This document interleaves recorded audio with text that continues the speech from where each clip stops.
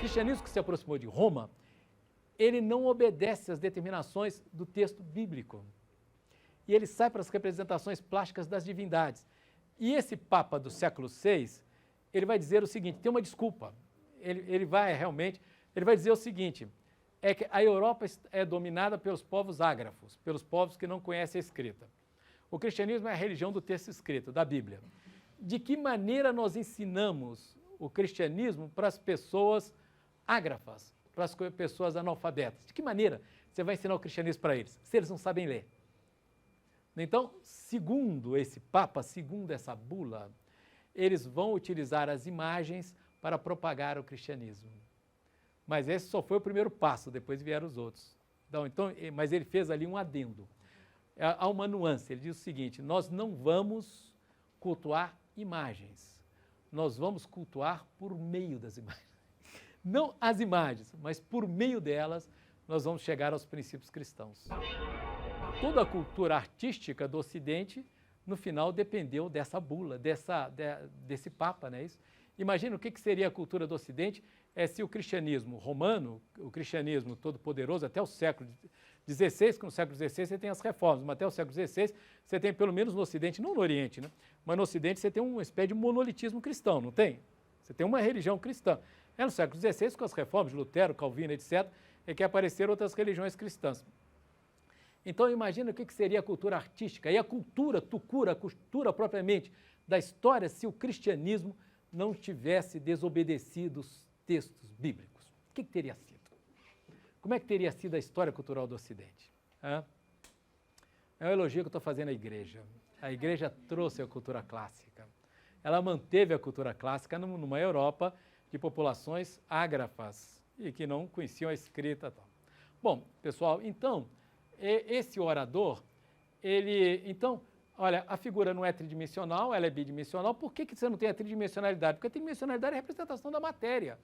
Tal. E também é uma diluição do espaço, tá certo? Uma diluição do corpo, uma diluição do espaço. Mas eu sustento que, mesmo assim, não deixa de haver um diálogo com o mundo clássico, à medida em que você tem ali um corpo identificável, né? A divisão em cabeça, tronco e membro, etc. Tal, embora haja uma representação cristã daquela pintura clássica, tá certo? A figura bidimensional sem a representação da matéria e, ao mesmo tempo, é fundamental que a fervorosidade ela se manifeste pelo corpo, de tal maneira que na arte cristã surge assim uma espécie de expressionismo antes do expressionismo. Expressionismo avant la lettre.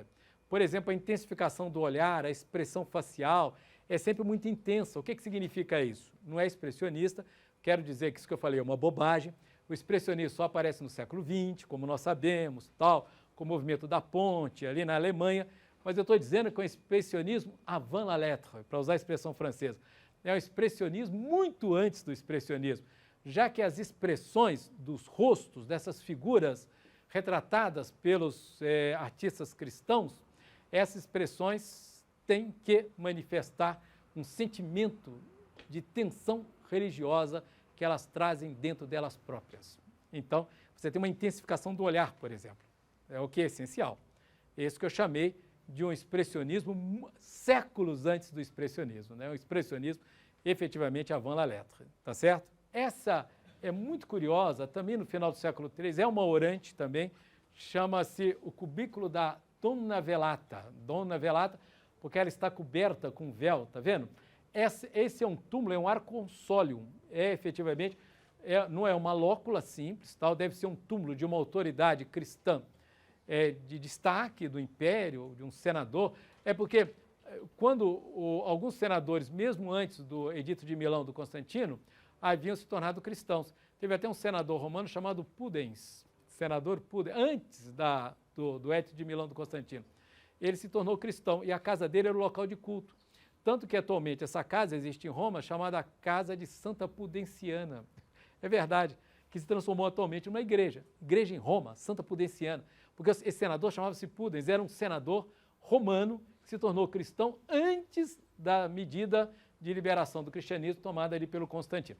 O que significa que quando Constantino assinou o Edito de Milão, o cristianismo já havia crescido também na classe dominante, ele já havia chegado efetivamente à classe dominante do império, a classe política dominante, os patrícios, os caras que exerciam efetivamente poder e também as altas classes sociais em Roma. As comunidades cristãs, as comunidades primitivas, tal, elas foram sendo alteradas ao longo dos séculos, né, como nós sabemos. Tal. Bom, então essa é uma representação do arconsólio. Arconsólio é um túmulo pertencente a uma figura de destaque cristão, também é uma arte catacumbária, também é do final do século III tal. Chama-se a Dona Velata, quer dizer, é uma orante. Por que ela é velata? Porque ela está com um véu na cabeça, tá vendo? Ela tem assim as mãos estendidas e ela se volta para o alto.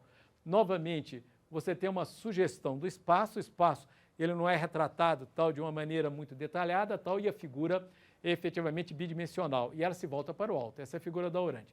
Aqui à esquerda, à nossa direita e à esquerda da orante, da Dona Velata, há essa representação de uma jovem com a criança que não é Virgem Maria.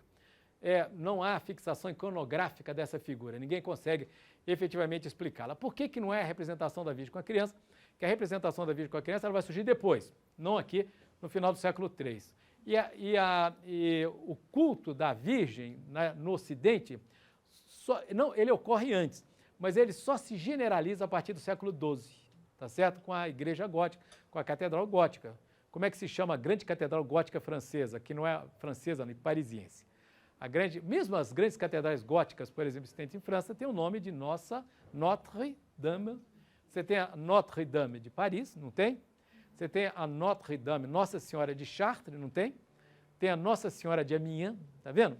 Então, essas igrejas são consagradas à Virgem, mas isso depois do século XII. E aquela figura não poderia ser a representação da Virgem também porque ela está descentrada, tá vendo? Se nós considerarmos aqui o arconsólio, etc. tal, a figura central é a figura da orante.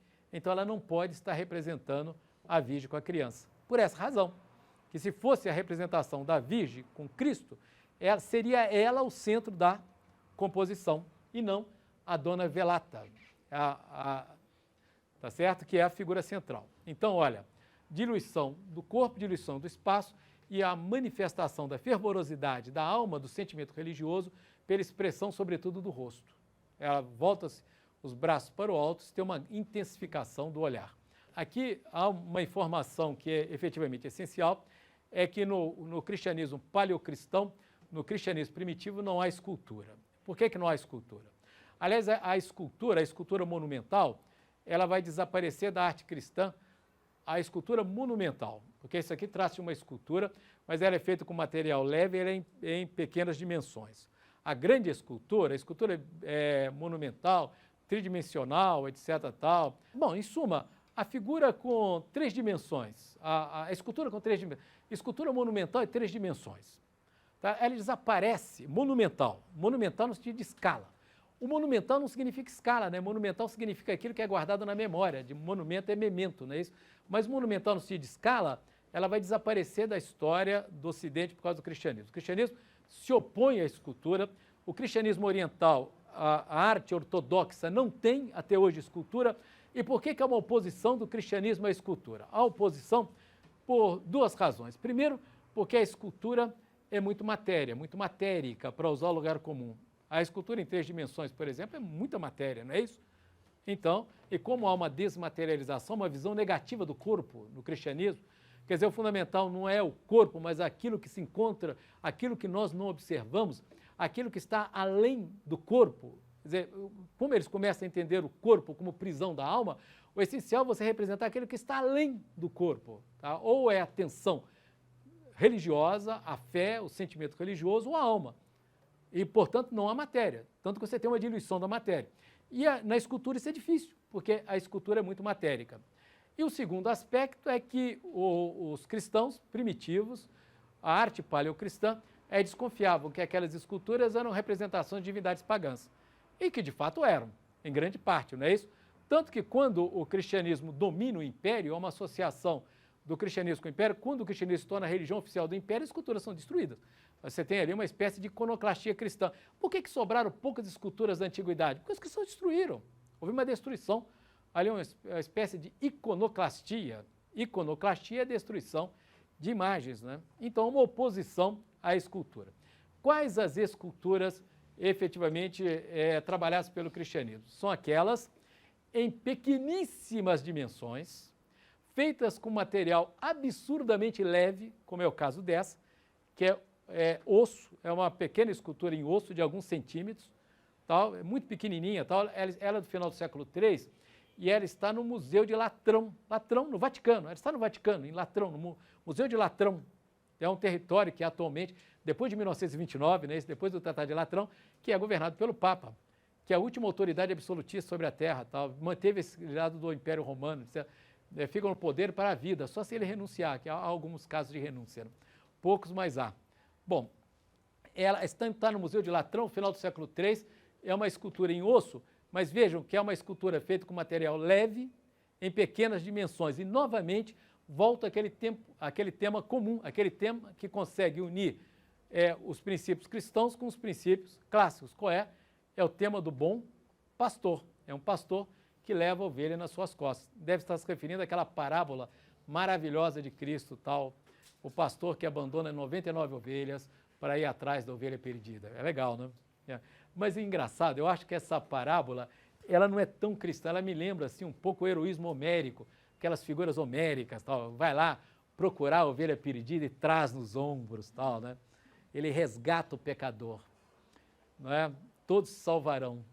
Gostaria de acreditar nisso, até os pecadores, todo mundo vai se salvar. Ninguém vai ficar fora. Não são as 99 ovelhas, são as 100. Todas as 100 serão resgatadas. Então essa pequena escultura em osso, linda, maravilhosa, tal, mas ela é pequenininha, tá vendo? Tal, e feita efetivamente com material leve. Ou então com material precioso, por exemplo, prata, marfim, ouro, mas são esculturas pequenas. E não há representação da crucificação de Cristo. Isso é essencial. Por que não há representação da crucificação de Cristo? Primeiro, é porque o sacrifício da cruz, ele era ignominioso, que era um sacrifício vergonhoso. Um romano, em Roma antiga, um romano jamais poderia ser crucificado. Um cidadão romano não é crucificado. Por que você tem o cravo nas mãos ou cravo nos punhos? É porque você pune o trabalhador manual e aquele que não é romano. Por exemplo, aquela história, São Paulo foi crucificado. Impossível, porque São Paulo era romano, ele era cidadão romano. E havia uma proibição de crucificação de romanos. Então, a crucificação era ligada a uma espécie de vergonha. Ocorre que quando o cristianismo ele aparece no interior do império, então eles evitam a representação de Cristo crucificado. E quando o cristianismo se aproxima do império, também não há representação de Cristo crucificado. Então, como é que aparece? Aparece a cruz vazia, ou então a cruz com o cordeiro no pé, ao pé da cruz, ou então a cruz com o cordeiro justamente no encontro das duas traves. Sabe aquele momento que as traves se encontram? Ali você coloca um cordeiro e tal. Até o aparecimento efetivo do Cristo crucificado, Cristo sofredor crucificado, isso só vai ser no século IX. As primeiras representações de Cristo crucificado, Cristo ele não aparece como sofredor. Uma coisa curiosa, é uma espécie de glória na cruz, de o Todo-Poderoso na cruz. Tal. Cristo sofredor, há um crucifixo, eu vou mostrar quando falar na arte da Idade Média, é do século IX, ele é otoniano. Sabe o que é otoniano? É do Sacro Império Romano Germânico, ali o Império dos Ótons, tal.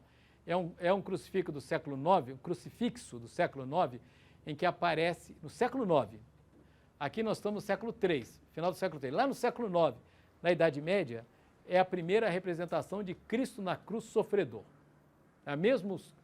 As representações de Cristo na cruz, nesse período, ele não vai aparecer como a figura do sofredor, tá certo? Primeiro, não há representação de Cristo na cruz e quando ela aparece, ele não aparece como sofredor, tá certo? Então, é isso. Bom, aqui é o seguinte, esse é um sarcófago, é de um senador romano, chamado Júnior Bassus. Aqui é o período, efetivamente, do século IV, portanto, havia associação do cristianismo com o império. Quando o cristianismo se associou ao império, começou a haver uma relação das figuras cristãs com as figuras greco-romanas. Por exemplo, você representa Cristo como o Sol. Qual é a divindade greco-romana que é associada ao Sol? É Apolo. Cristo é uma espécie de Apolo. Ou então, Cristo é associado a Orfeu. Por que Orfeu? É porque Orfeu é uma figura mitológica que apaziguava as feras tocando a sua harpa. Não é? Eu acho que era a harpa que Orfeu tocava, ele tocava a harpa. Então as feras, os animais ferozes se transformavam em gatinhos, porque ele tocava harpa. Isso é uma associação com Cristo. A ideia de que Cristo, como Orfeu apaziguava as feras, Cristo apazigua o pecado com as suas palavras. Então ele associa a Orfeu. Então você começa a ver uma transmissão, uma transferência de figuras pagãs para o cristianismo, uma espécie de representação. Mas essa, eu volto a dizer, essa relação não é simples, é uma via de mão dupla, tal. Mesmo, ao mesmo tempo, os padrões culturais clássicos vão também se cristianizando, não é isso? Tá legal? Tem realmente os dois lados. E esse é um sarcófago que está na cripta de São Pedro, olha que legal, lá onde estão os papas, esse sarcófago chama-se sarcófago de Június Bassus. Június Bassus era um senador romano, cristão, e ele foi enterrado no interior desse sarcófago, e aqui, tá vendo, não é a escultura tridimensional, hein? É um relevo, ela é desmaterializada, é como se fosse uma pintura, ela está ligada ao mármore do sarcófago. O que eu disse que é o fim da escultura tridimensional, a escultura que tem muita matéria, essa desapareceu. Ela só vai surgir na história do Ocidente do século X e no Oriente ela continua não existindo. Na arte cristã ortodoxa, por exemplo, não há representação escultural. E aqui é um relevo. E Cristo, ele é quase que representado como um filósofo grego, tá vendo? Ladeado ali por dois conselheiros, que é São Pedro e São Paulo. Essa representação de Cristo jovem, imberbe, quase como se fosse um jovem príncipe. Você tem uma espécie de visão dignificada do cristianismo. A Virgem Maria, por exemplo, com a associação do cristianismo com o império, ela é associada à imperatriz, e Cristo a imperador. Esse medalhão é extremamente curioso, tal. Ele tem apenas alguns centímetros de dimensão. Ele está no museu na Síria. Imagina como é a Síria atualmente. Ele é de prata, é frontal. Vejam que não tem matéria nenhuma, tal. É Cristo que tem na mão esquerda a Bíblia, e você tem uma representação da cruz na aura, né? Na aura de Cristo, tá vendo? Não é o Cristo crucificado. Novamente é o Cristo jovem, tal. E ele é totalmente desmaterializado, ele é extremamente pequenininho, feito com material precioso, é prata, não é uma escultura de relevo pleno. Eu volto a dizer, há uma diluição da matéria na concepção cristã, não há representação da contingência temporal, não há representação da corporeidade tridimensional e há uma desclassificação das esculturas. A escultura vai reaparecer na história europeia no século X, vinculado ao marco arquitetônico. Ela vai aparecer ligada às igrejas românicas, mas lá em meados da Idade Média, a partir do século X, nas igrejas românicas, tá certo? E aqui, ó, para encerrar, são pequenos relicários que se encontram no Museu de Berlim. É representação da Virgem Maria e Cristo, mas isso é uma representação em marfim. São pequenas peças em marfim, é praticamente um relevo, tá vendo? O relevo mal sai efetivamente da placa de marfim, tá certo? Então, se a gente pudesse resumir as características dessa arte inicial do cristianismo, a gente diria que há uma nova concepção do mundo, uma nova concepção do corpo humano. Ela é diferente da concepção que os gregos antigos tinham do corpo, que os romanos também. Tá legal? Há uma dissolução da matéria, portanto, uma dissolução do corpo, de tal maneira que a fervorosidade ela tem que se manifestar de alguma coisa por meio do corpo, mas não do corpo visível. Quer dizer, não, mas a alma não é visível, e nem o sentimento de fervorosidade. Você tem que se manifestá-lo de alguma maneira. Você não representa o espaço, as figuras são bidimensionais, não há mais a sugestão de modelado, e as esculturas monumentais de grande tridimensionalidade deixam de existir. Não há representação escultórica no cristianismo primitivo, a não ser representações feitas com material absurdamente leve, o quê? Marfim, são placas de marfim, osso ou materiais preciosos, como prata e o ouro, mas que são pequenas representações, tá certo? A grande escultura, ela deixa de existir por aquelas razões aos quais eu me referi. Agora, o que ocorre é que no século V, o Império Romano do Ocidente desaba, a Europa Ocidental é ocupada pelos povos bárbaros, o Império Romano afunda, em 476 é morto o último imperador romano do Ocidente, que não por acaso chamava Rômulo Augustulo, que traduzido ao pé da letra chama-se Romulinho Augustinho. Um chefe bárbaro, Érulo, mata o Romulinho Augustinho, pega as insígnias do Império Romano do Ocidente e manda para o Oriente, manda para Bizâncio. O Império Romano do Ocidente acaba, desaba, a Europa está ocupada pelos bárbaros, esses caras não sabem ler, não sabem escrever, são ágrafos, mas teve uma instituição que no Ocidente ficou em pé. Essa instituição é o cristianismo. A questão que se coloca é como é que essa instituição romana, o cristianismo romano, vai cristianizar esses povos bárbaros. E, por outro lado, o Império continua no Oriente, que é o Império Bizantino.